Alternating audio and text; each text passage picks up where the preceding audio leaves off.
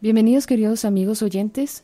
Queremos dedicar este programa de Héroes de nuestro tiempo a nuestro Señor Jesucristo, buen pastor, a la Santísima Virgen de Fátima y a Santa Teresita del Niño Jesús, patrona de las misiones y doctora de la Iglesia. Queremos iniciar el programa con la oración del buen pastor. Señor Jesucristo, como el buen pastor, diste tu vida por toda la humanidad. Tú nos has llamado personalmente a cada uno de nosotros para servir a los cristianos que sufren y son perseguidos. En ellos, tú continúas tu pasión por la redención del mundo. Es una gracia llevar la cruz con ellos. Danos amor, valor y disposición al sacrificio para que podamos aliviar su necesidad y consolarlos. Llenos con tu misericordioso corazón el uno por el otro, para que también bendigamos a nuestros enemigos y los perdonemos. Así queremos testificar con alegría tu presencia en el mundo para que todos seamos uno y encontremos la plenitud de la vida en ti. Amén. Amén.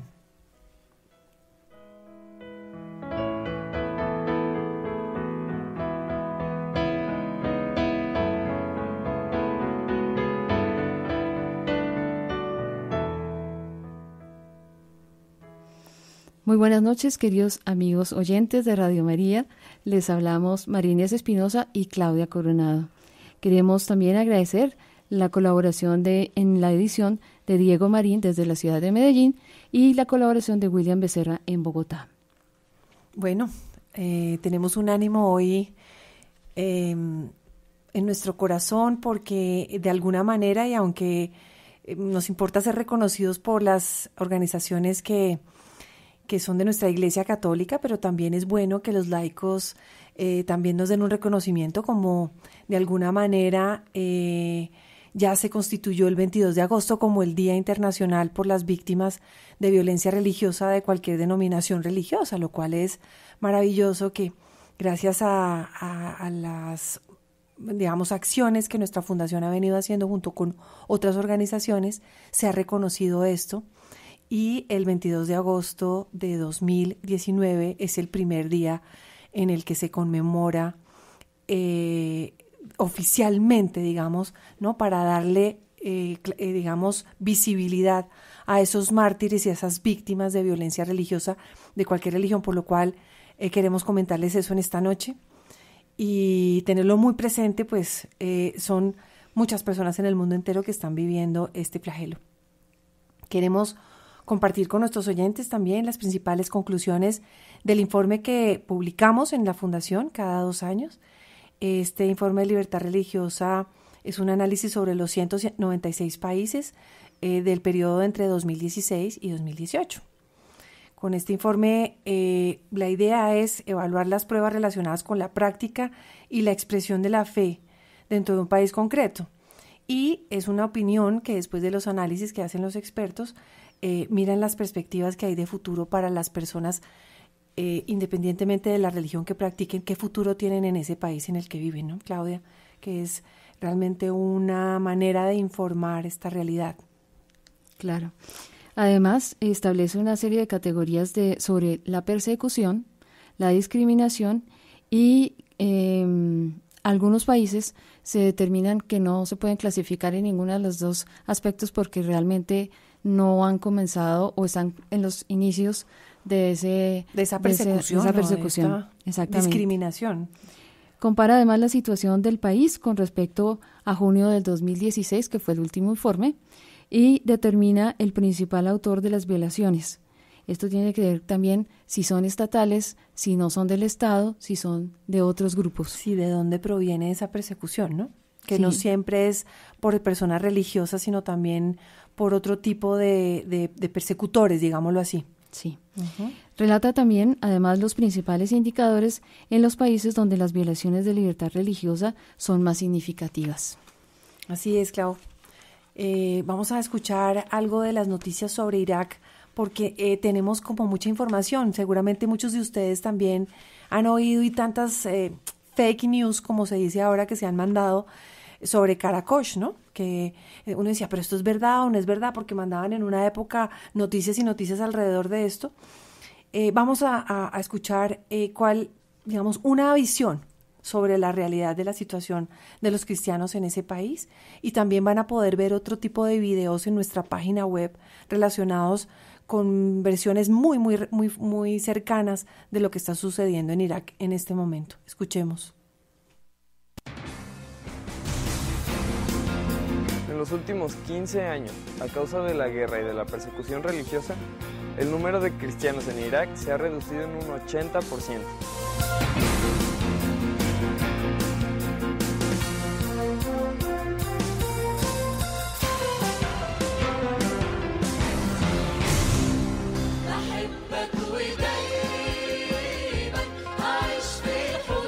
Irak es un país musulmán de Medio Oriente, que apenas en 2018 declaró la Navidad como día festivo nacional. La gran mayoría de los cristianos iraquíes son católicos de diferentes ritos como caldeo y sirio católico. Después de la caída del régimen de Saddam Hussein, las minorías religiosas como los cristianos y los yazidíes se convirtieron en objetivo de los ataques islamistas. Se calcula que antes del comienzo de la guerra en el año 2003 en Irak, vivía cerca de 1,5 millones de cristianos. Los violentos ataques terroristas obligaron a miles de ellos a huir a otros países. Actualmente solo quedan unos 300,000. Durante estos años, los cristianos han sido secuestrados, esclavizados, violados y asesinados, a veces crucificados. Según el arzobispo caldeo, Habib Natali, a menudo se les obligaba a pagar el impuesto por ser cristianos, no con dinero, sino con oro. Si los niños cristianos decían en la escuela que creían en Jesús, se exponían a recibir palizas y desprecios de sus profesores. Desde hace 2 años la situación de las comunidades cristianas ha mejorado. Los terroristas del Estado Islámico han perdido el control de gran parte del territorio de Irak. Muchas de las familias cristianas regresan a sus pueblos y barrios, pero encuentran sus casas quemadas, bombardeadas o saqueadas.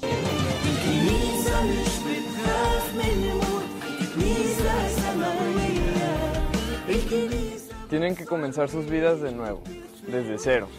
Y a pesar de esto dicen, hemos perdido todo, menos la fe y la esperanza.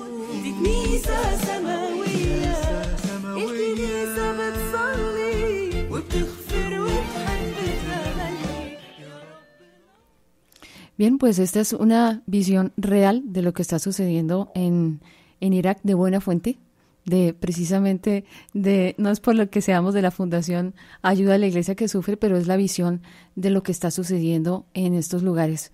Y concretamente en el informe dice, los cristianos y miembros de otros grupos regresan a sus lugares de origen tras el retroceso del Daesh, o sea, ISIS, como lo conocemos nosotros. El gobierno respeta la libertad de culto, pero las minorías no están bien protegidas. Eso quiere decir que realmente sus derechos pues no están del todo... son vulnerados. Sí, son vulnerados de todas maneras. No viven tranquilos. Exactamente. Y en el 2016, la libertad religiosa y el proyecto de la Constitución reconoce los derechos de los no musulmanes. Sin embargo, según el informe, dice la persecución es no estatal y sí va en mejora. O sea, hay un avance, digamos, en este tiempo último, pero de todas maneras sigue catalogado este país de Irak como de persecución.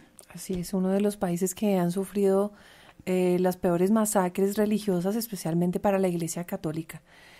Tenemos unas conclusiones dentro de nuestro informe también que hacen ver que realmente el tema de la persecución no es solamente un tema religioso, no es cuestión solamente religiosa, como lo expresa Marc Fromager, director nacional de ACN Francia, en su momento, decía, realmente la influencia geográfica o el clima o las circunstancias políticas, tanto las históricas como las contemporáneas, o sea, las que se están sucediendo en este momento, las características demográficas, la situación socioeconómica, la cultura, el nivel educativo, todo afecta realmente este tipo de persecución. Es decir, hay unos 3 ámbitos fundamentales en los que se se desenvuelven, digamos, estos ataques religiosos que están alrededor de la política, la economía y la religión. Entonces, no solamente es por un tema religioso que se nos persigue o se persiguen otras religiones, sino por un interés también geopolítico, por intereses de tierras, por intereses de realmente de poder, de alguna manera. Entonces, realmente hay guerras civiles que se presentan en los lugares como si fueran, como decimos nosotros, aparentes guerras civiles, que realmente se han desatado por otros tipos de razones, de causas, ¿no es cierto? Uh-huh. Entonces, no solamente es una cuestión religiosa, como lo dice Marc Fromager. Adicionalmente a eso, interviene también la parte de la dimensión geopolítica internacional, que uno creería, por ejemplo, que en estos países del Medio Oriente no intervienen países que no sean de Oriente. Ajá. Y vamos a entrar en detalles y entonces se encuentra uno que Arabia Saudí e Irán también tiene sus dificultades, confrontaciones entre Rusia y Estados Unidos, que son muy conocidas por todos nosotros, un componente también económico que tiene que ver con el gas y el petróleo sirio, o sea, las fuentes económicas de estos países que son muy ricos en algunos aspectos que otros países las quieren explotar. Y un elemento religioso de la lucha hostil entre los suníes y los chiíes uh-huh.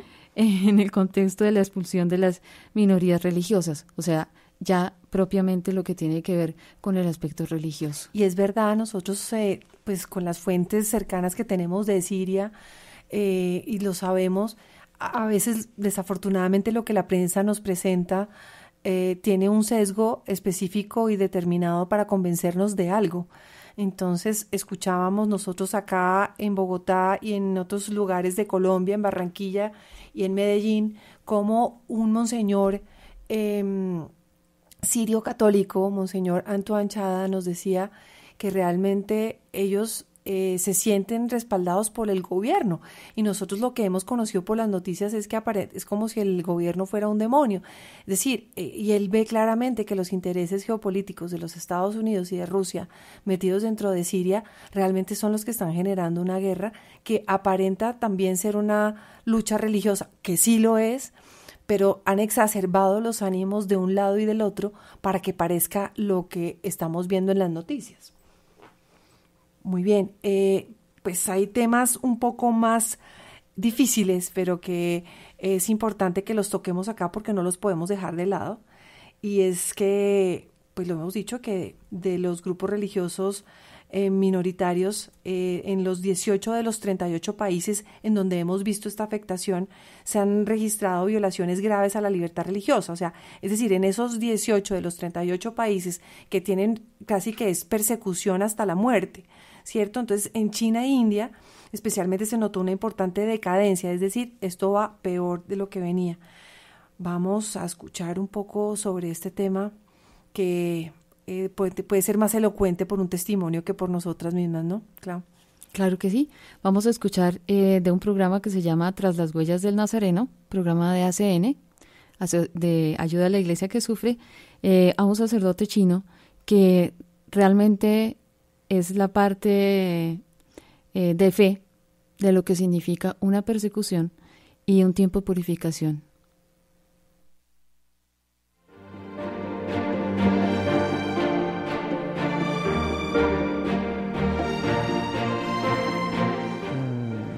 Podemos entender así, las persecuciones es como una purificación en la iglesia.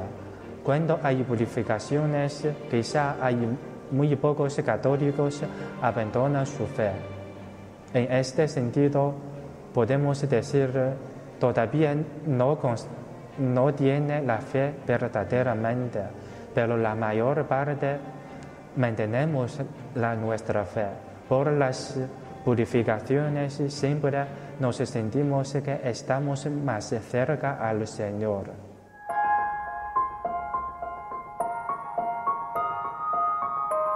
Con la experiencia de la fe verdadera significa, si hoy sufrimos por Jesucristo, mañana nos tocará la vida eterna.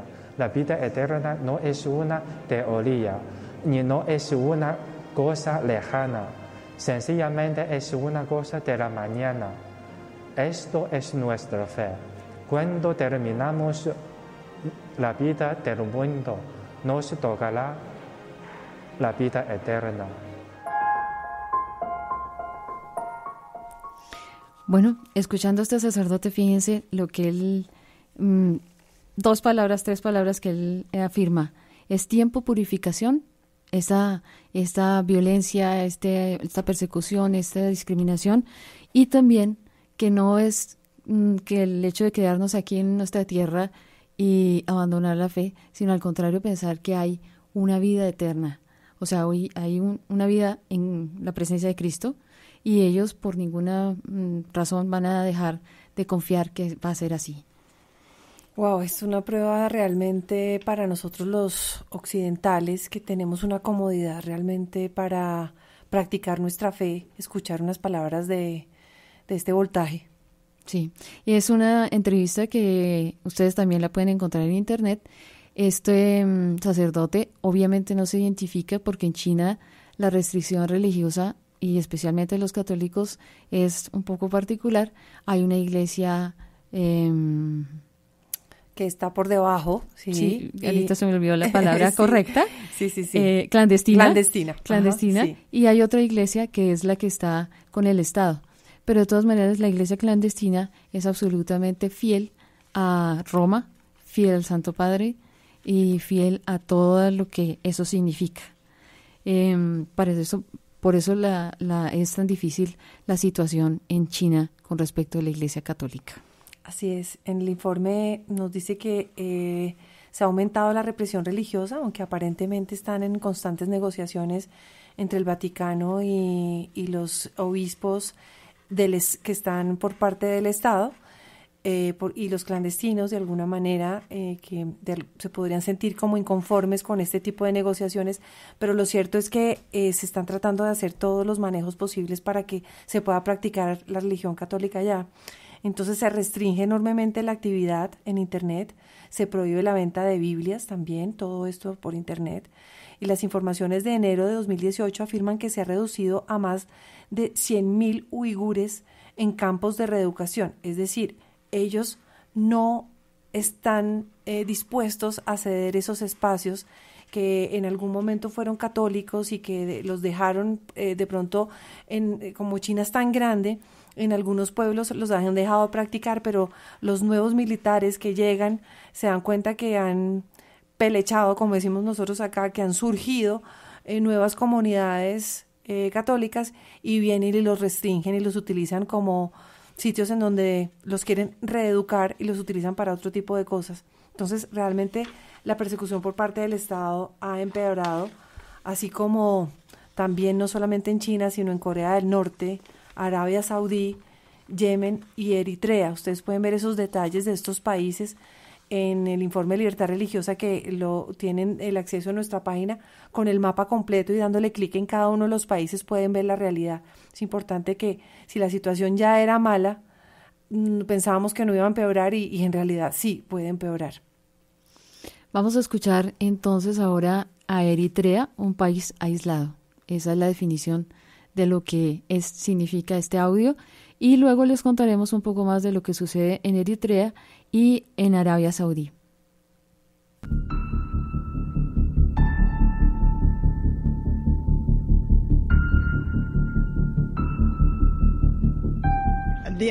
Estados Unidos está satisfecho con la adopción de la Resolución 2023, por medio de la cual se imponen sanciones adicionales a Eritrea. Eritrea ha salido victoriosa de la reciente guerra con 2 superpotencias distintas. Puede decirse que Eritrea es el país más aislado de África, limitado al oeste por Sudán, por Etiopía al sur y por Djibouti al sureste. Este país tiene una costa de 1.200 kilómetros que da al Mar Rojo, enfrente de Yemen y Arabia Saudí.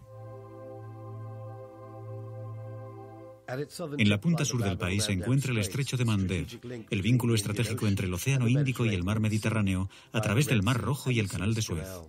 Disputándose con Estados Unidos el poder hegemónico, este país de 6 millones de habitantes, la mitad cristianos y la otra mitad musulmanes, es actualmente objeto de sanciones por parte de la ONU.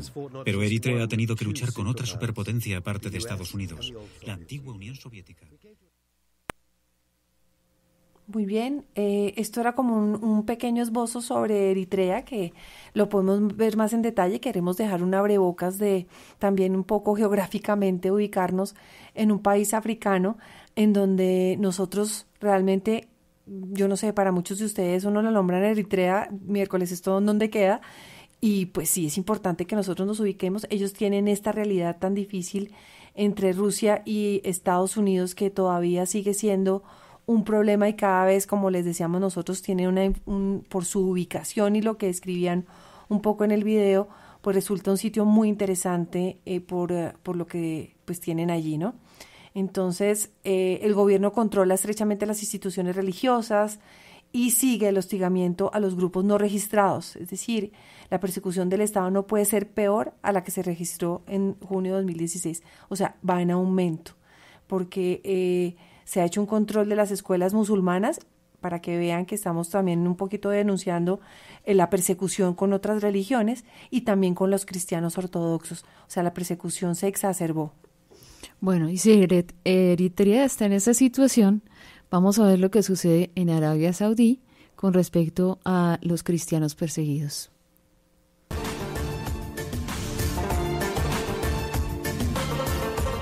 Arabia Saudita es una monarquía absoluta islámica que tiene 32 millones de habitantes y los ciudadanos son considerados musulmanes por el gobierno. El 95% del territorio se encuentra en zonas de desierto, solo el 1.45% de la tierra del reino es cultivable.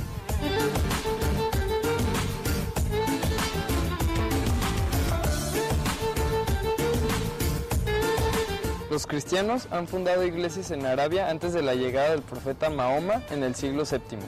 Se calcula que hoy cerca de 1,5 millones de católicos habita este país. Todos son extranjeros. El Ministerio de Asuntos Islámicos cuenta con 50 centros y 500 empleados dedicados únicamente a animar a los extranjeros a convertirse al Islam. La policía religiosa vigila que se cumplan las normas de la ley islámica e impide cualquier práctica religiosa a los cristianos. De hecho, en Arabia Saudí no se permite la existencia de ninguna parroquia ni de iglesia católica.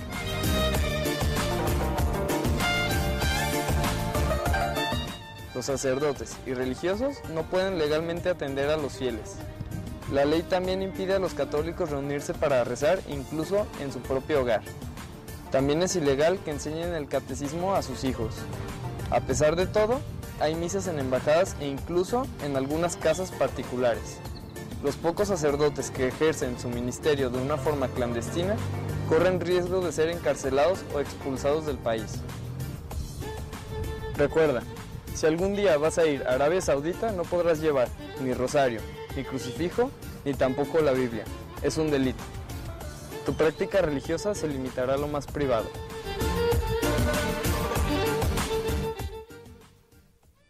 Es increíble que en pleno siglo XX no 21. podamos, 21, sí, 22, bueno, 21, no podamos practicar nuestra fe libremente.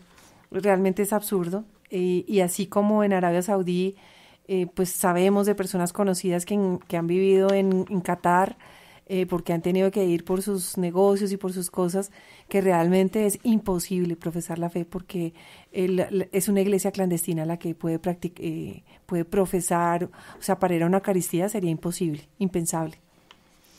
Bueno, entonces fíjense cómo el empeoramiento de esta situación y de intolerancia se está produciendo también en otros países como en Rusia y Kirguistán, que también se hayan, en este informe de 2016-2018, se hayan incluidos por primera vez en la categoría de discriminación.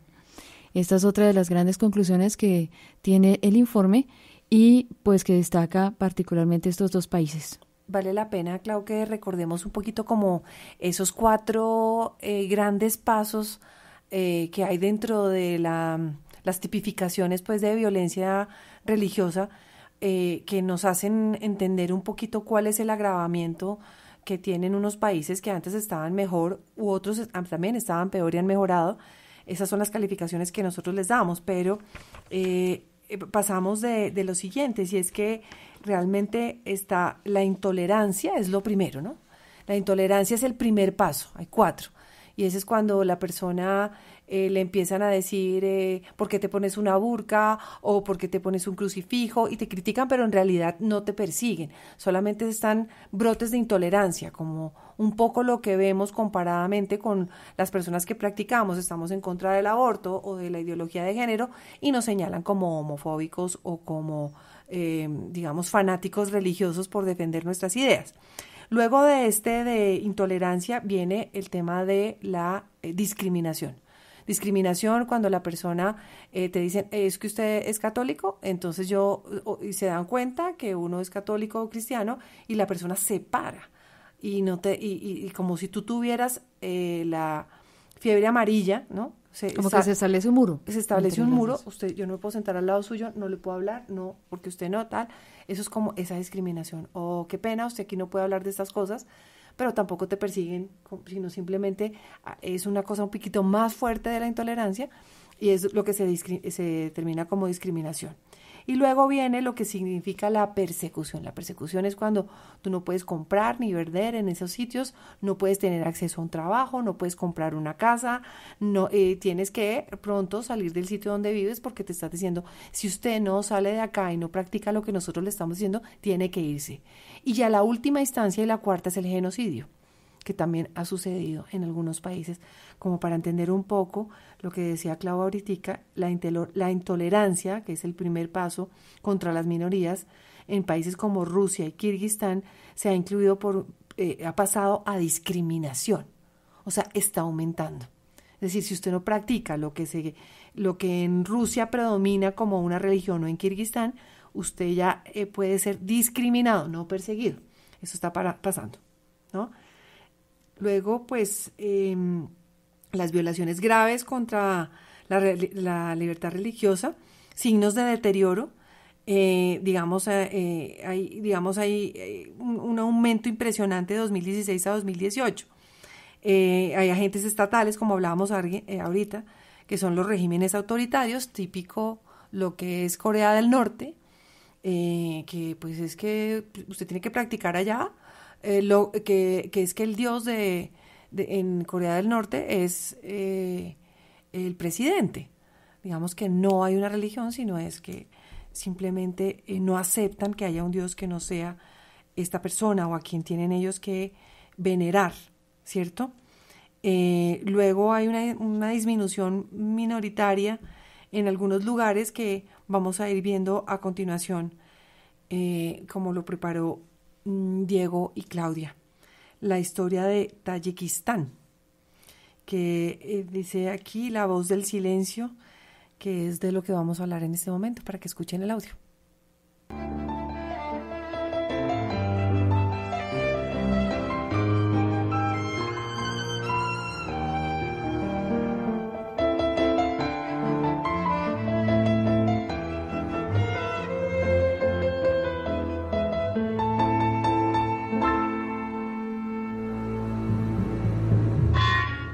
Tayikistán es una de las 15 repúblicas que formaban la extinta Unión Soviética. Con apenas 7 millones de habitantes, es el país más pobre de Asia Central. La ciudad de Dushanbe, que aparece sombreada por la contaminación atmosférica, es la capital del país. Tiene 700.000 habitantes y un urbanismo con las señas de identidad del Imperio Soviético. En 1992, un año después de la independencia de la URSS, se desencadenó una guerra civil en el país que duró 5 años y dejó un salto de miles de muertos y 1 millón de desplazados y refugiados. Ahora hay paz y libertad. La historia reciente de Tayikistán está marcada por la dominación soviética y el comunismo.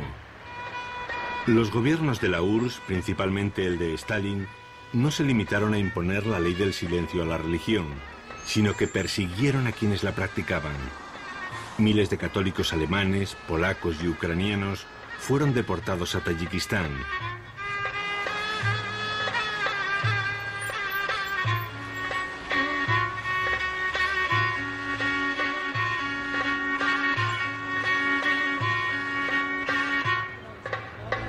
Fueron tiempos difíciles para todos, pero principalmente para los cristianos y opositores a la dictadura comunista. Arriesgando mucho, los católicos se juntaban a rezar en las casas, por la noche y con las ventanas bien cerradas, para que las autoridades no los descubrieran. A veces conseguía entrar clandestinamente en el país algún sacerdote ucraniano o polaco y les celebraba misa.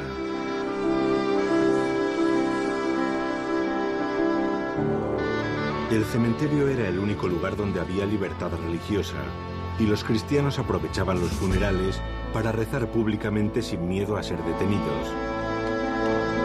En este bosque de tumbas del cementerio de Dušanbe convivían pacíficamente cruces católicas y ortodoxas con estrellas rojas comunistas. La muerte unía a todos por encima de ideologías y credos.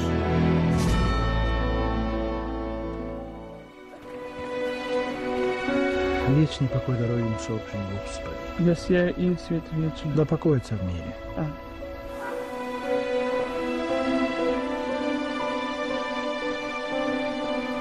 En estos lugares era donde ellos podían encontrar la fuerza necesaria para enfrentar al gobierno comunista de aquella época, que por supuesto no tenía ninguna inclinación a aceptar la multiplicación de sitios de culto y de iglesias, y menos la Iglesia Católica. En 1979, después de más de 40 años de clandestinidad, los cristianos pudieron salir de las catacumbas gracias a que habían conseguido de las autoridades permiso para abrir una iglesia en Dušanbe. El sacerdote ucraniano Josif Svinicki fue el primer misionero que pudo ejercer su ministerio en libertad condicionada en Tayikistán. Al estallar la guerra civil, muchos católicos optaron por retornar a sus países de origen. De los 40.000 católicos que había en los años 70, apenas quedan 250 en la actualidad. Los católicos tienen dos templos en todo el país, uno en Dušanbe y otro en Kurban-Tube, en la frontera con Afganistán. Al frente de la misión están 4 sacerdotes argentinos, 3 hermanas del Verbo encarnado y 4 hermanas de la Madre Teresa de Calcuta, que llevan a cabo una importante labor social con la población musulmana más pobre y necesitada.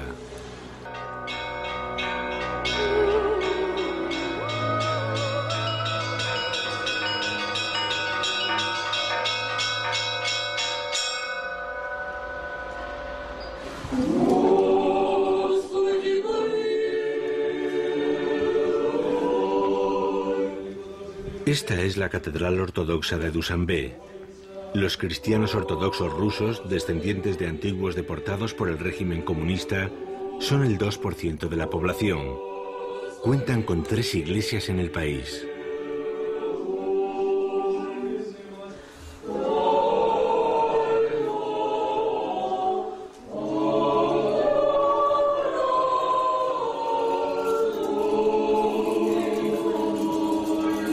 El santo y seña de las iglesias ortodoxas son los iconos, principalmente de Cristo y María su Madre. En sus ceremonias religiosas se combina el canto coral y la oración con la señal de la cruz, la luz de las velas, el incienso y las ofrendas en especie para los pobres.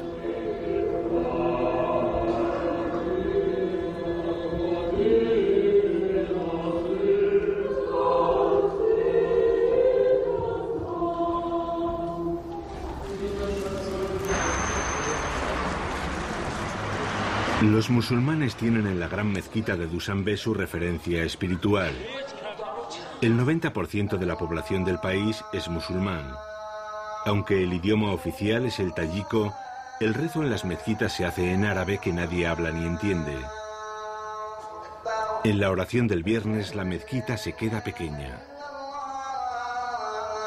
El gobierno está preocupado por la expansión del fundamentalismo islámico influenciado por la vecina Afganistán.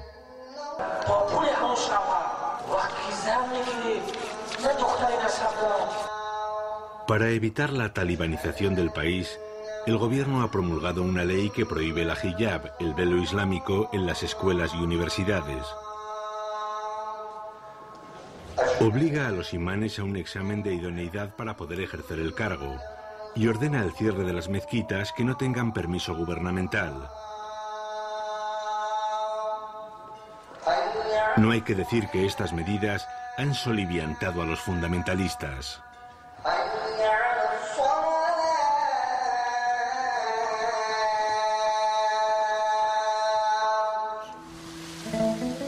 Cuando el mundo surgió de la tiniebla, no había nada sobre la tierra. Apareció la vida, y los hombres y mujeres de todas las tribus, de todas las lenguas, siguiendo el camino de la sabiduría, se unieron en alabanza al Creador y en tablas de piedra escribieron. El Altísimo me dio 4 cualidades: glorioso nombre, capacidad para pensar, salud y buenos sentimientos. A quien el Altísimo le haya dado estos 4 dones, pasará por el largo camino de la vida, sin conocer la tristeza de día, y las estrellas alumbrarán sus noches.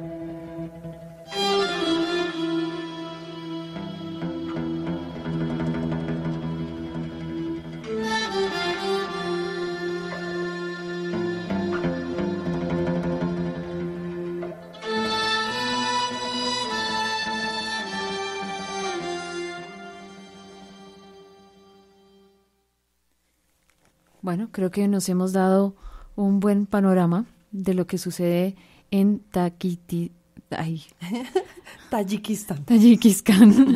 Tiene muchas yes. Bueno, eminentemente es un país musulmán que practica el Islam y dice aquí el informe que en mayo del 2016 se prohibieron los partidos políticos religiosos. Se ha incrementado la represión de toda forma de disidencia, lo que ha debilitado drásticamente la libertad de expresión. Está catalogado dentro del informe como discriminación por parte del Estado y en deterioro total. Sí, en aumento. De la discriminación. Hay otros países que están sufriendo, bueno, también que han sufrido persecución, ¿cierto? Pero que se ha disminuido la violencia contra ellos. También es importante decir que esto se ha mejorado porque por lo menos en Tanzania y en Kenia, que también quedan en África, y que han pasado ya a una clasificación indefinida, por decirlo algo, porque no se ha podido comprobar que en realidad haya empeorado, porque estaban en una clasificación de persecución.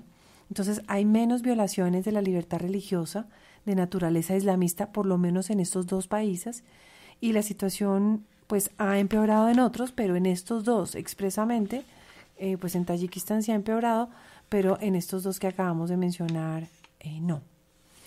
Hay otro tipo de persecución que es el nacionalismo agresivo, que hemos hablado de esto en la India especialmente, ¿cierto? Que pues son personas que dentro de del Estado mismo impone una religión y es muy hostil a las minorías y se puede definir como ultranacionalismo, que es lo que ya lo estamos definiendo o lo ha definido ACN con sus expertos como ultranacionalismo.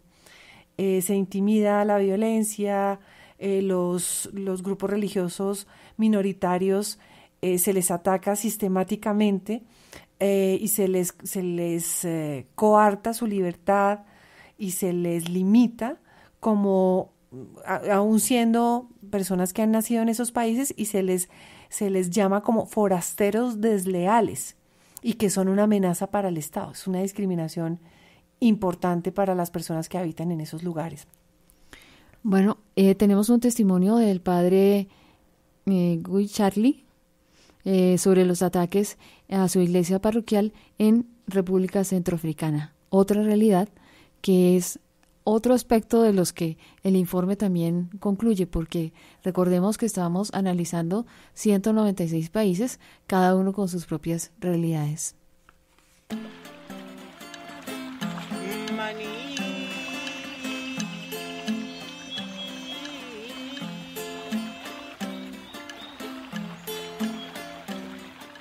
Soy el padre Guy Charlie Moussandayen Párroco de la iglesia de San Miguel en Bangui, República Centroafricana.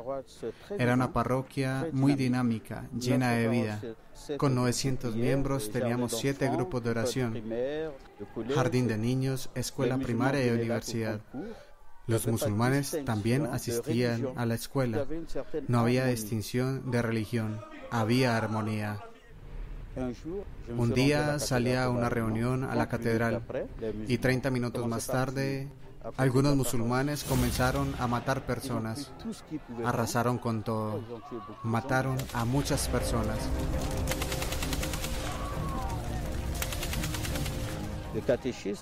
Nuestro catequista, su esposa y sus niños fueron masacrados. Los asesinos los conocían bien. Después volvieron, esta vez a quemar las casas, a quemar la escuela a donde ellos mismos asistían, a quemar la iglesia. Quemaron todo lo que quedaba.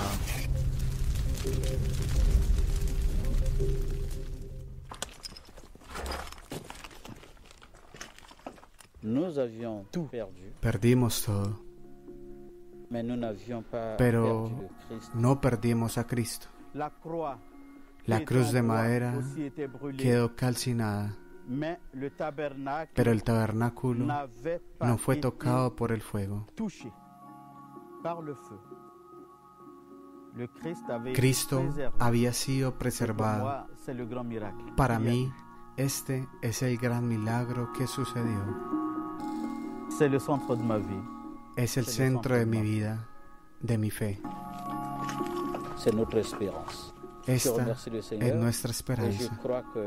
Le doy gracias a Dios y estoy convencido de que todo será reconstruido.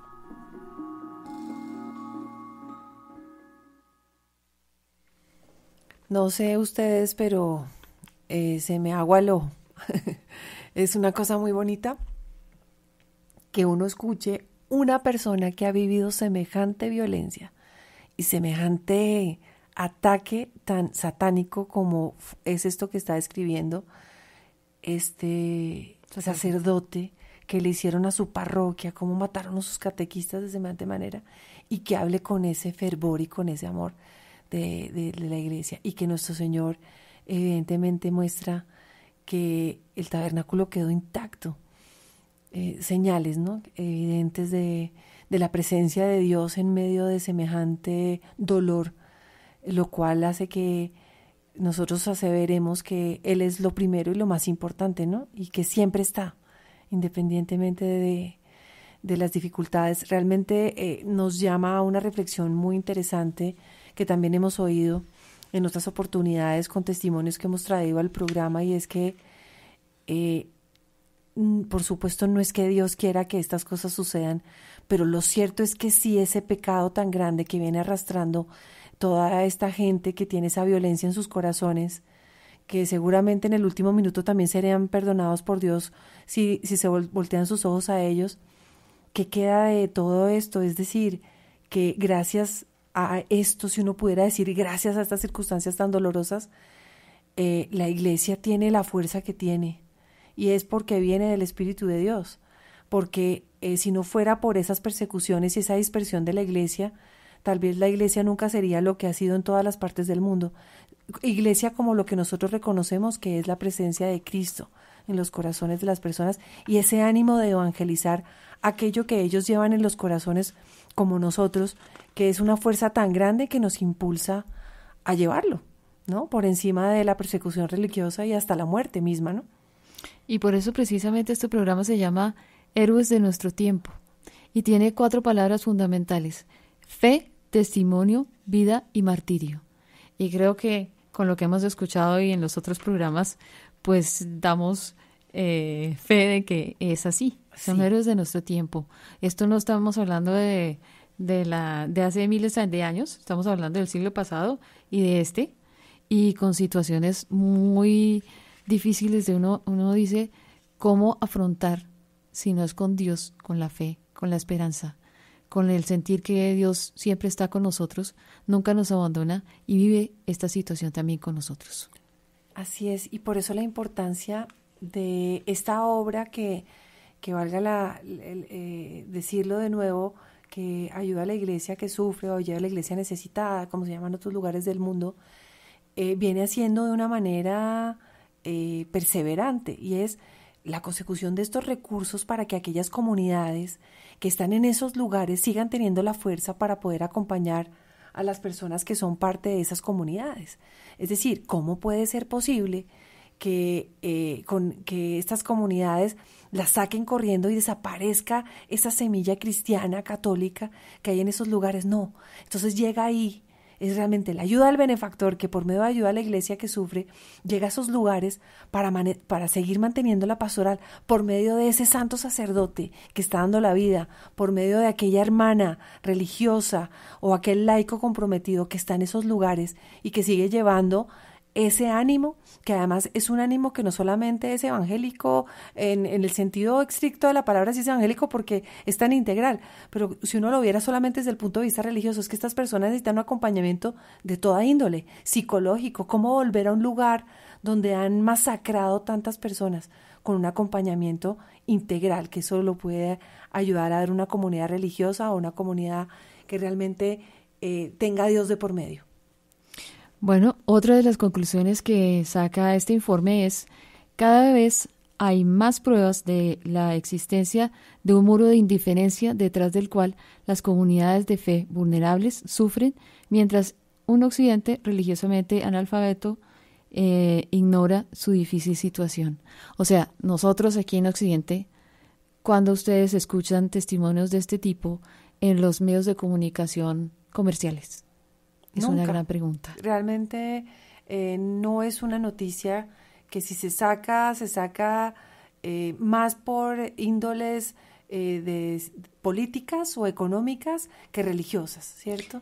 Y además se está también desviando, digamos, este tema de la libertad religiosa, está perdiendo importancia porque han sido eclipsadas por otros temas y otras cuestiones como las de género, la sexualidad y la raza. Que aunque no menos importantes, porque por supuesto son importantísimas, se ven eclipsadas por eso, porque lo cierto es, y ustedes lo saben, queridos oyentes, que la religión no es un tema que se toca en ningún aspecto. Pero ¿por qué no? O sea, es que si hay algo inherente al ser humano, es esa búsqueda de la trascendencia. Entonces, ¿por qué sí se puede hablar de género, de sexualidad, de raza y de los intereses geopolíticos, de lo que existe en el mundo entero? Pero cuando se habla de religión, no, cállese, que es que aquí no hablamos de esto. Pues nosotros aquí estamos denunciando lo que sucede en el mundo entero, porque por ese silencio y por esa falta de compromiso con estas situaciones que están sucediendo en el mundo, siguen sucediendo, y no a espaldas nuestras, sino con nuestra omisión. Para esto tenemos también una carta que escribió un niño de 10 años de Alepo, que se llama Had Abed, y la carta, o el audio más bien, lo titularon ¿Quieres entender qué es la guerra para un niño? Escuchemos. Desde el año pasado empecé a asistir a una nueva escuela, porque la mía fue destruida por los bombardeos. No hay calefacción y durante la mayor parte del año no hay agua ni electricidad. Afortunadamente, gracias al apoyo de muchas personas que nos cuidan, como ayuda a la iglesia necesitada, logramos superar el invierno. En mi tiempo libre me gusta jugar al baloncesto. Siempre voy al campo de deportes de Al-Ahha, donde gané muchas medallas, y un día me gustaría representar a Siria en los Juegos Olímpicos de baloncesto. Lo bueno de la música y el deporte es que siempre hay, incluso durante la guerra. Creo que la gente mala no ama la música porque es hermosa, y fue muy importante para mí en momentos de tristeza y dificultad. Tengo 2 hermanos mayores. El primero ha salido a Canadá y el segundo está en el Líbano, a la espera de una visa para Europa. Mi madre y mi padre se quedaron aquí y esperamos que puedan volver pronto. Honestamente, tengo la impresión de que Europa nos ha quitado a nuestros amigos y seres queridos. Es su culpa si ya no podemos verlos. Uno de mis amigos más queridos En lugar de eso, lo perdí debido a una bomba. Estaba esperando el autobús para ir a la escuela cuando fue golpeado. Ahora él está en el cielo, junto a Jesús. Incluso nuestra casa ha sufrido de bombardeos. Mi padre nos sacó justo a tiempo. Realmente espero que mis juguetes sigan ahí. Hemos superado muchos días difíciles. Parecía vivir en una película.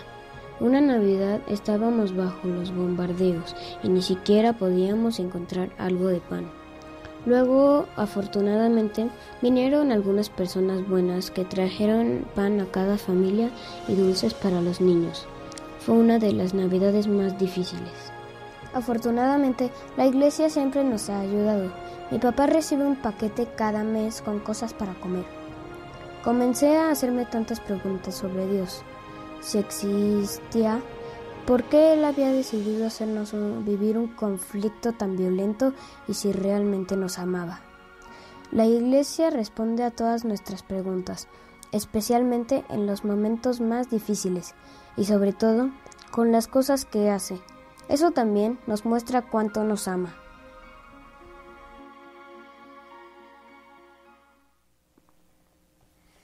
Qué lindo realmente oír este testimonio de este niño lleno de fe también, pero además de esperanza, ¿no? Que espero que mis juguetes todavía estén ahí y realmente saber que por medio de esos corazones bondadosos que hacen que se le pueda llevar una ayuda a estas personas independientemente que sea en otro lugar totalmente extremo en el mundo.